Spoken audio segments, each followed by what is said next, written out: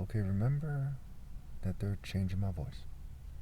So let's talk about Buddhism, let's talk about karate and kung fu and Shinto briefly here.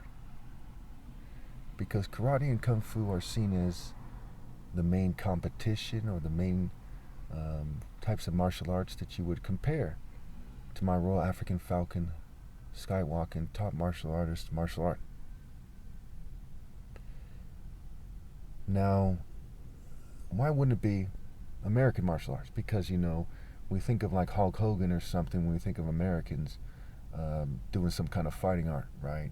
We think of them as kind of Americans are shallow, they're not serious people, they're artificial, they're superficial, they're propaganda heavy, right? G.I. Joe, I mean, what propaganda is like American propaganda in the world, right? They're very propaganda heavy, very show heavy, very white heavy, white culture heavy. And white culture is not very martial art friendly, right? Because, it's kind of like sex, drugs, and rock and roll. They say they built the city on rock and roll. There's, Boy Scouts, Freemasons, right? Corporations, jocks, right? Jocks by themselves seem to prove my point. They don't take things very seriously. Okay. No offense to anybody, but these are the facts here. When we look at things in popular culture, that's what we get, right? Cowboys, you think of cowboys as doing kung fu better than, a Buddhist monk or something? No. So when it comes to somebody from the most athletic race, okay, especially in popular culture, right? In terms of the spectrum, the average historically, what have you, saying that he has the best martial art, who are we going to think are the competition? You're going to think kung fu and karate. At some point, you're going to think taekwondo. Whether taekwondo is better or worse, that's what you're going to think, right? Than kung fu and karate, mind you. So, in kung fu, we see that it's connected to Buddhism. And martial arts is about building character first and foremost, right? That's what martial arts are about. And so, what does it mean to be a Buddhist? Now, let's look at it in terms of America, right? Do Americans believe in reincarnation, generally speaking? No. Do they think it's a distinct possibility, generally speaking? No. In fact, that goes for the vast majority of people in the world. They simply don't believe that it's logical to assume that you come back to the planet. However, they do believe that serious kung fu masters of old will say they do believe they have a certain understanding of how energy moves, and that they have more of an understanding than, say, Western scientists in terms of the human body, at least when it comes to martial art applications in regards to the movement of energy in the human body. This is basically what most people think, right? So when people try to use stereotypes in popular culture to try to cheat me out of my rightful place, to try to cheat my martial art and my very personal martial arts system, because if I was to teach other people martial arts, I'd have to consider their body type. I'd have to consider what they can and can't do, right? And there'd be an emphasis on character and self-defense and so on and so forth. So when it comes to the skywalking tactic, which I can tell you a little bit about, the footwork is better than the other martial arts. I strike faster. It's more effective. It's more efficient, what have you, when it comes to, finishing off opponent quickly.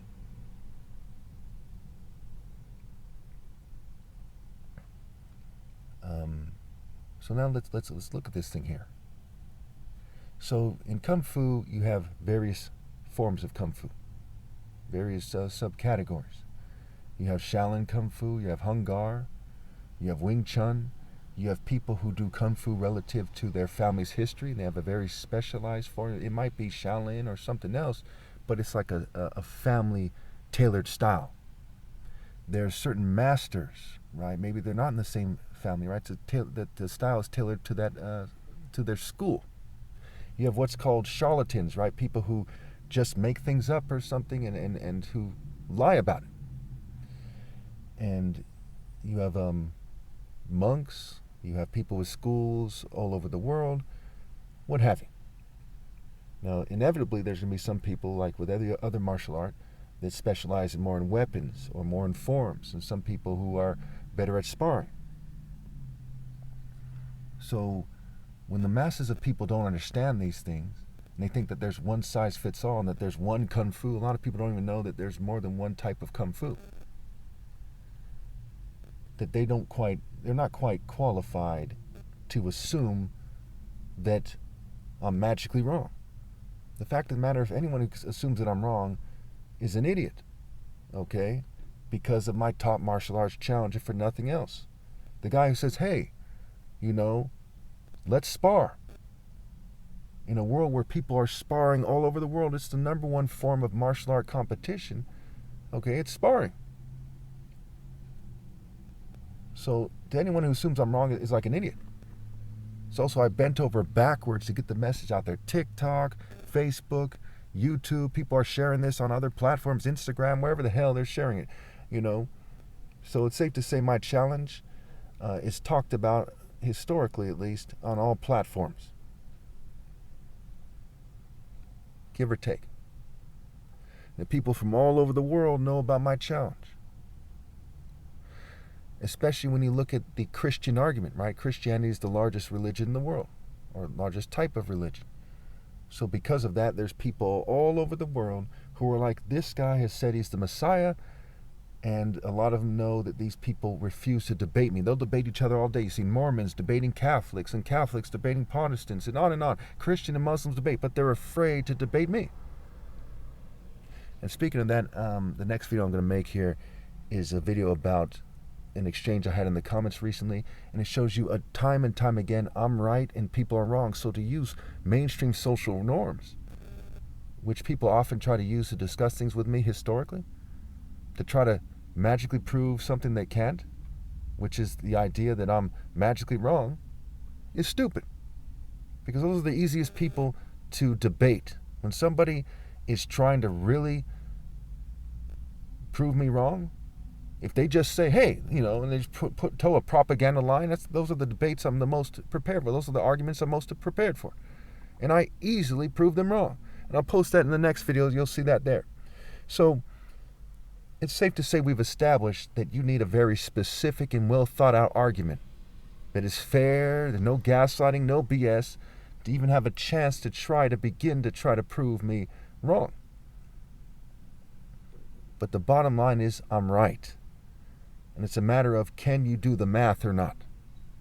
So when we look at Shinto, because I said I was going to talk about karate real quickly here. We look at Shinto here in karate, a lot of fixed positions like Kung Fu. And Bruce Lee said they weren't practical for combat because there's a lot of fixed positions. The South China Morning Star came out and said that Kung Fu doesn't work. And it's time for them to admit that. Now, I don't quite agree. Okay, I say to some degree it does work. If you're really good at Kung Fu, you can apply it in actual combat and accomplish various things. If you're good enough, you have the advantage over a jiu-jitsu practitioner, okay? Because there's no rules. Okay, I want you all to think about this. If somebody struck you as hard as they could in the spine, in the back of your neck, for example, okay, you're probably going to be paralyzed or something, right? Imagine somebody has trained that for many years. They've trained striking very hard to the spine. Now, do you want to lower your head and try to take them down when grappling? Okay? Somebody has the option to strike in the knee, in the throat, in the groin, in the eye, and da-da-da-da-da. Are you going to kind of take your sweet time taking them down with a jiu-jitsu tactic? No. Somebody's faster than you. He's smarter than you. So, the fact of the matter is, it does work to a certain degree. Now, to what degree does it work? And when done by who? Can a little girl who does Kung Fu take on a big, strong jiu-jitsu guy? No, because she can't effectively deliver those techniques and those kind of crippling or fatal blows.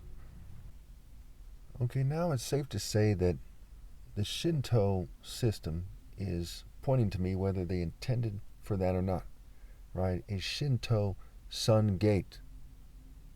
Now, the sun isn't just the sun in martial arts, right? It's things that pertain to the sun in martial arts. For example, the top martial artist, right? He's like the sun in the sky.